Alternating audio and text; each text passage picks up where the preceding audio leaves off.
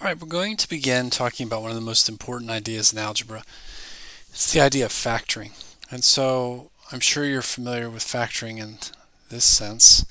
Like if you had the number 10, the number 10 is made up of 2 and 5. So I've done a tree here where I've turned 10 into its prime factorization. Now, what we're going to get to is something like this. I don't want to do it that way.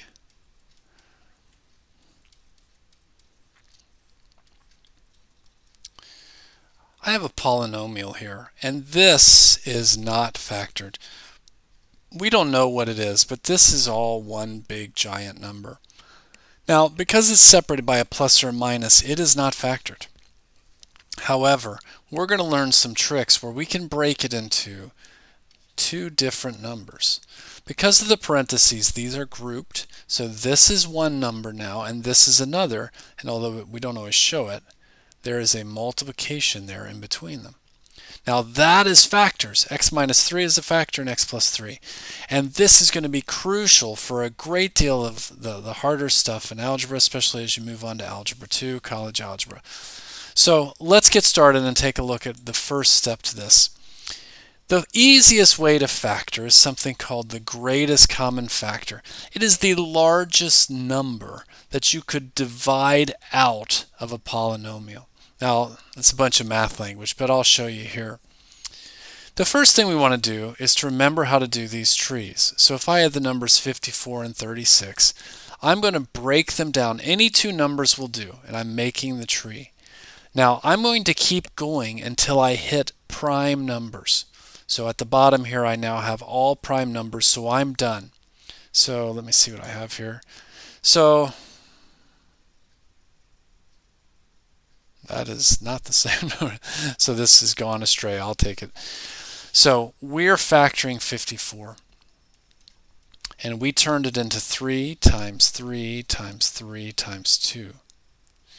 Now I could do the same for 36.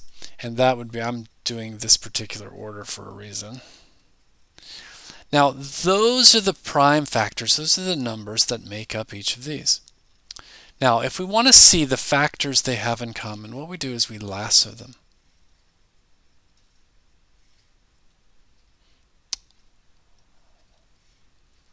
So 54 and 36 share these three circles. Now, for each circle, write down a number just one time. I've got 3 for this one, 3 for that one, and 2. So you notice what I'm doing. They share a 3, they share a 3, they share a 2. Now, the greatest common factor, you just multiply them back together. This is 9, 2, 18 is their greatest common factor. The rest of this slide is off. I'm not sure what happened there. Oh, no, I just misunderstood what they were doing. Yeah, this is a typo here. Yeah, there's some typos on this, but then the end result is correct. It's 2, 3, and 3. You get 18. Okay, now if you want to try it, pause the video. Okay, let's do this now. I'm going to break these two down. Doesn't matter where you start as long as you realize that well, let's finish one. You just keep going until you get to prime numbers. So these are now done. That's done. Those are primes. Okay, so now I'm all the way down the tree. So 8 could be turned into 2 and 4, but 4 was not done. So I'm going to make it again and make it 2 times 2. So I've got 80 now is made up of these numbers, 2 times 2 times 2 times 2 times 5. Now let's do the same for 48. I don't have a lot of room here. Again, you can pick anything to start. First thing that comes to your mind, I've got 4 and 12. These aren't prime though, so I'm going to keep going. 4 is 2 and 2. That's done. 12 is 2 and 6. 2 and 3. All right, so they're all prime. I'm all the way done. So I'm going to now come over here, put these underneath each other. 48 is made up of a whole bunch of 2's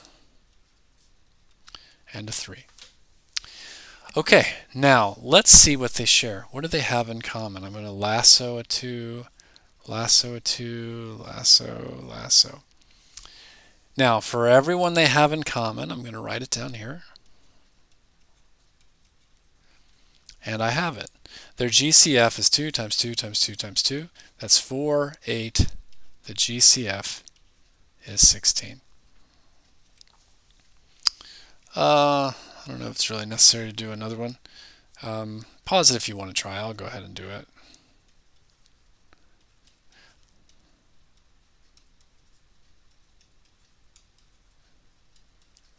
Okay, now I didn't do the tree, but if you break it down, this is what I think you should get if I didn't go too quickly. I believe I'm right. Now we're going to pair them up. Oh, that's it. So all they have is this shared 2, so the GCF is 2. Now, if you're pretty good at it, you might be able to just look at the numbers and find it. You might see, like on this last one, you might have known that that is 16. That's fine to do it that way. It's only necessary to do the tree if it helps you. Like if you feel stuck, you can't find it. Okay, now let's do it here. We're going to do the same thing, but this time we're going to add some idle no's into the mix. Look what happens. Everything's the same. I've just broken the numbers down for each of these guys. Now, the 27x had 3 x's, and the 18x to the fourth had 4. We're going to play exactly the same game. Match up a 3, match up a 3, and now they share 3 x's. So 3 pairs of x's. I bring out 1 for every circle. Now I'll put it back together, and we've got 9x to the third. All right, pause the video and give this one a shot.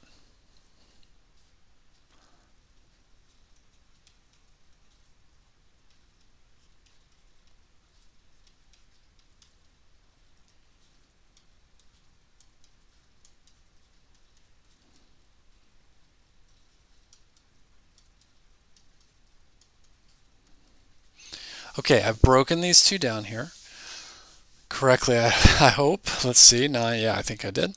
Now we start partnering up.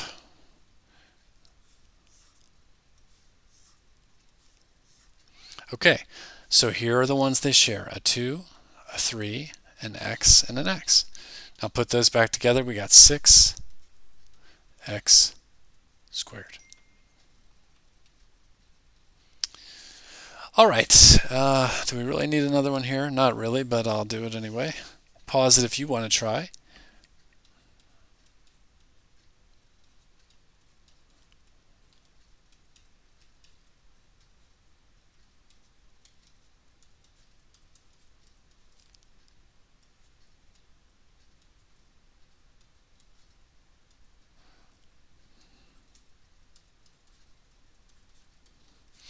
Okay, so I've got them all broken down. Remember, use your trees if you need them.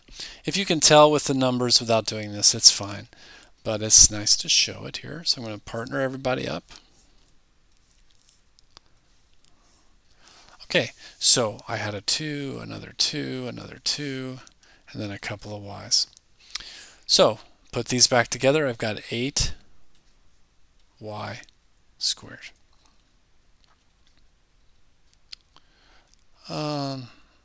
Yeah, nothing particularly special about this. They've added another letter, but nothing changes.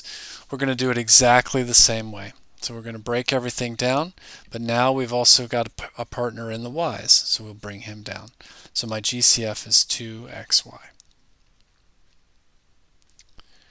All right, pause it if you want to try on your own. I'm going to start working it here.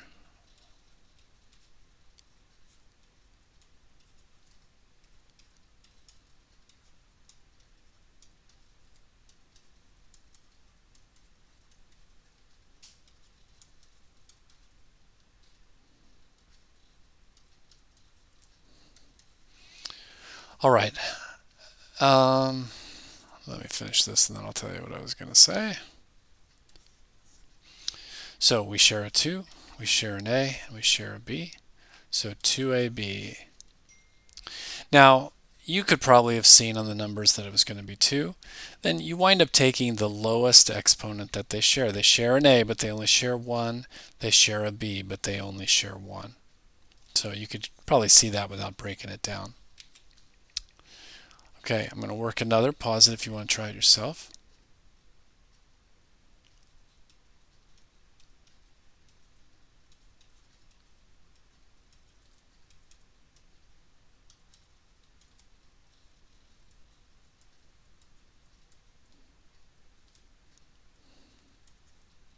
That was supposed to be another M there, sorry.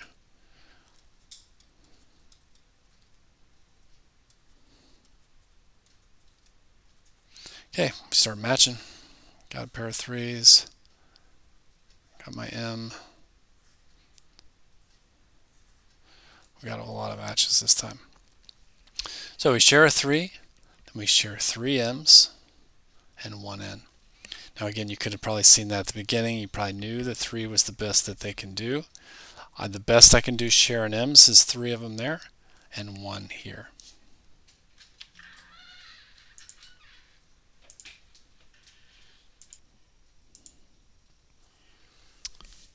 Okay.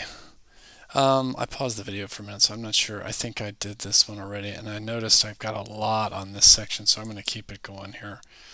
So I don't know if I have this in the slide. Let me just show another one. Same stuff happening here. It's 3 this time, but it doesn't really change anything. We break all 3 of the numbers down, and now we're just going to lasso, partner up among all 3. So all of these 3 share 3 and X. Same concept. Okay, now pause this if you want to give it a shot. I'm just going to go ahead here and see what we'd have here. Well, what the heck. Let's do it since it's 3. So I've got 5 times 5.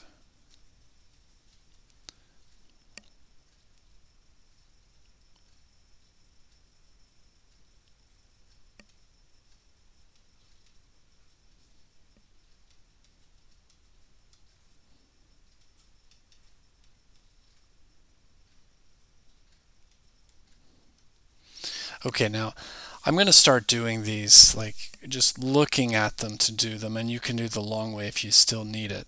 But I'm going to partner up 3's here, and I don't have any other matches among the numbers. So 5, and then if I look here, I could partner up M's, and so I've got 2 circles of M's, 5M squared would be my GCF. All right, pause this if you want to do it on your own. I was looking here. I don't think I can do this one on my own. So I'm guessing that it is 7, yeah. Yeah, but I'm going to double check because I'm not 100% sure.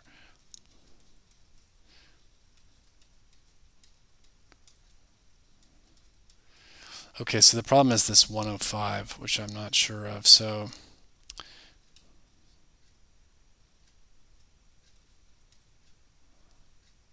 yeah. Okay, it turned out to be what I thought. So I've done this in a weird order here, but it turns out the 7 is the only thing that matches, and I share just 1 X.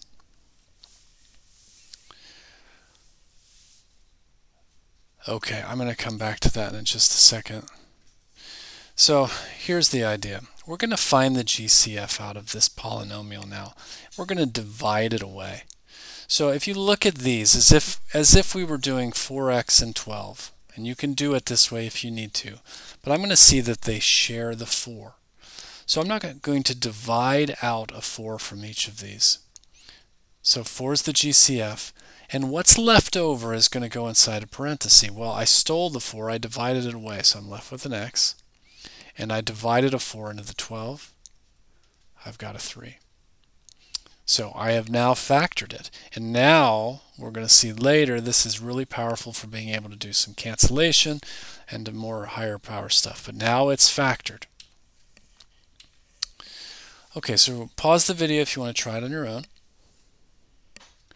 I can pull out a 6 here,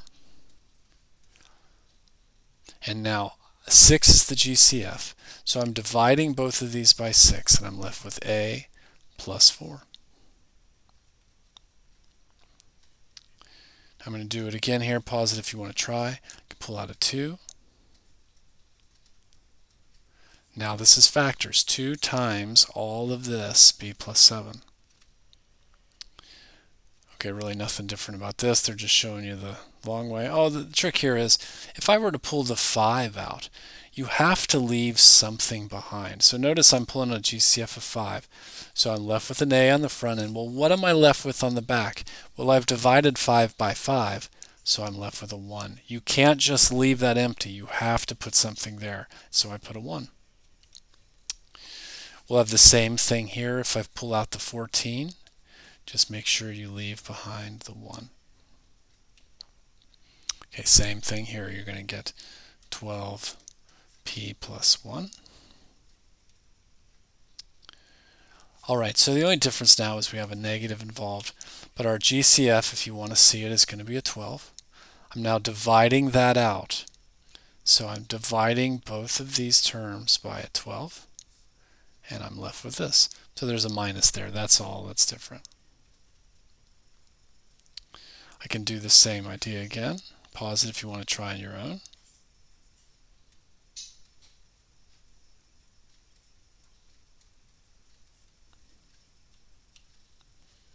Okay, see the same thing. I should have pulled off some of these examples. We don't need this many.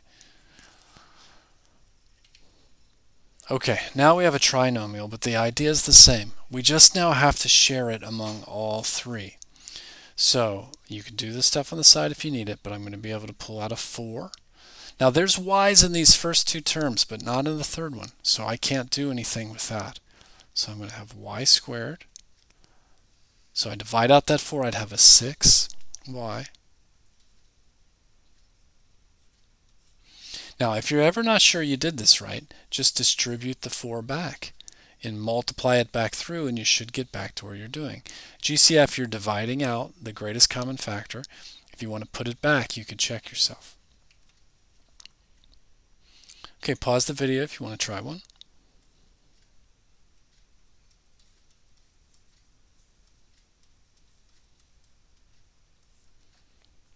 Okay, GCF there is a 5. There's no x's in this last term, so you can't take it. Okay, a lot more of the same. Pause it if you want to try.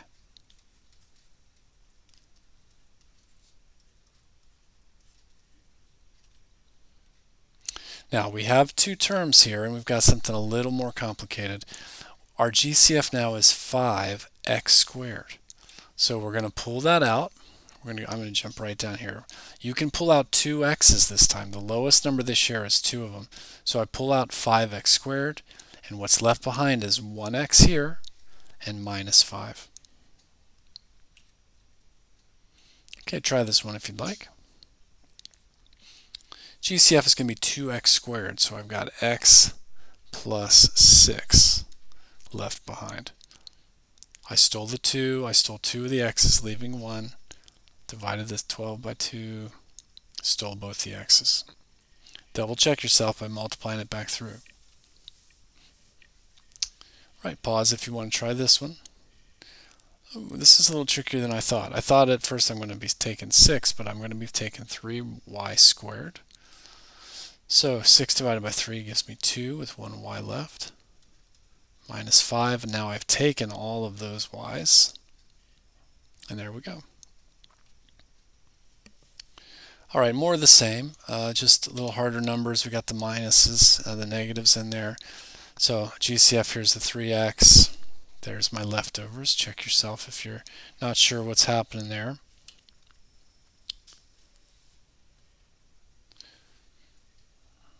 I'm going to keep going. You always can just pause if you need to. I'm taking a 2x out of there, I believe.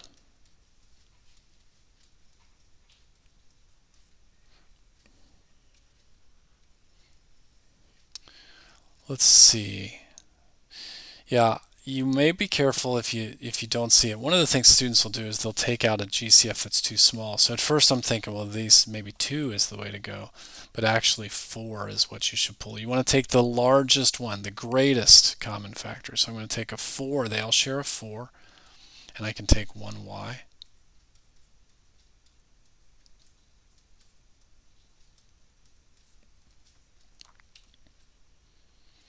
Alright, same thing. Things are just getting more complicated with ends, but it's all the same.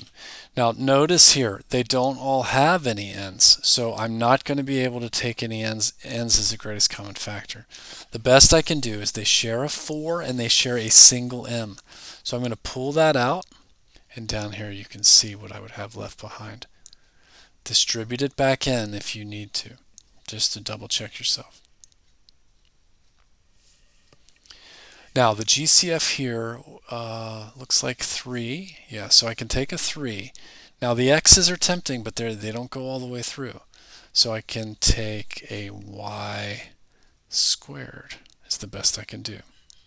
So I've got 3x plus 2x squared plus 7y.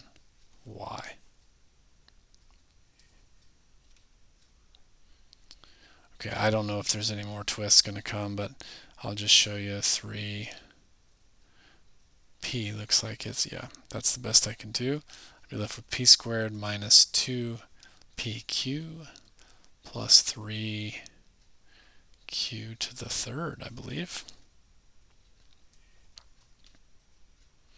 Now this is a really important idea.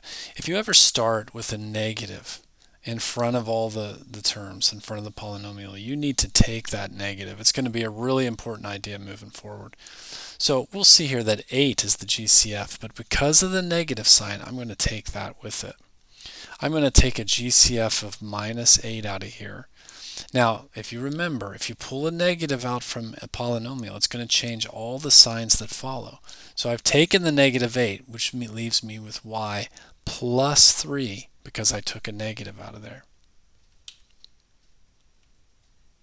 Okay, try this one. My GCF is going to be negative 16 because it started with 1, and I would be left with that. Changes all those signs in there. Now it's positive z and positive 4. I am taking out negative 9 y plus 3. Okay, same thing, but you're taking out a negative 6a this time. Get you this. Okay, same thing. We start with a negative, so we're taking out a negative 4b. We'd have b. It's going to change this to a minus, though. I guess that's the twist. You notice this one. It's going to change all the signs that follow. This was a plus, so it's now going to be a minus. That's the same trick they're doing on you here. I'm going to take out a negative 7a. Be left with a minus 3. Okay, now there were a lot of examples there, and there's so much on factoring. I maybe should have pulled some of these out, but that should give you a full understanding of how to take out a GCF.